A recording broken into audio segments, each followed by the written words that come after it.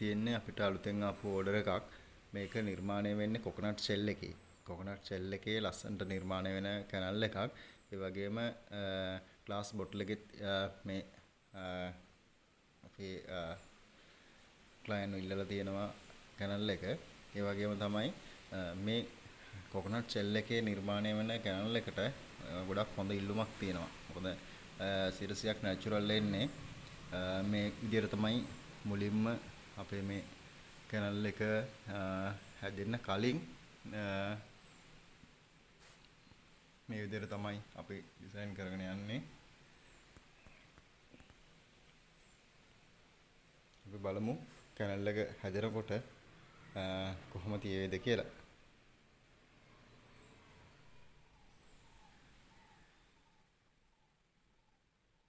මේ කැනල් එක නිර්මාණය වෙන්නේ සිනමන් වලින්. මේ තියෙන්නේ මේ සඳහා ගන්න සිනමන් ඔයිල් එක. මගේම ඔයිල් ෆැක්ටරි එක තමයි මම මේ සිනමන් ඔයිල් එක ගන්නෙත්. මේ සිනමන් ඔයිල් එක ටේස්ට් වුණත් බලන්න පුළුවන් ඕන කෙනෙකුට. අනිත් එක තමයි මේ කැනල් එකට මම වෙනම කලර්ස් එකතු කරන්නීමක් කරන්නේ. ඒ වගේම වෙන වෙන කිමිකල් වර්ග යූස් කරන්නේ නැහැ.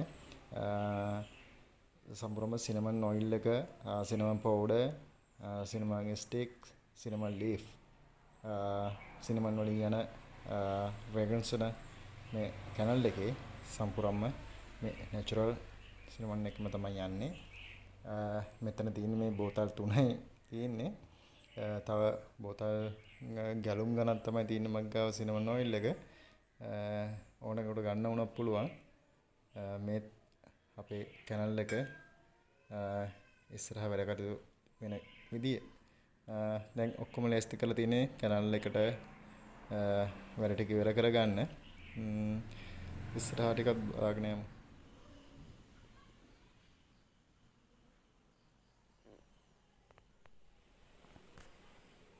අනිත් දේ තමයි මේ වගේ ලක්සරි නැචරල් කැනල් එකක් යූස් කරනකොට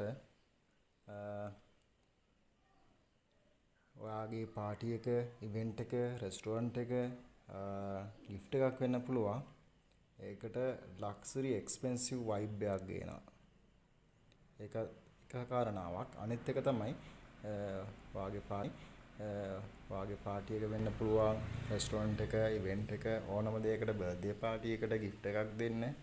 මේ හැම දෙයකදීම ඔයාගේ එන ක්ලයන්ට්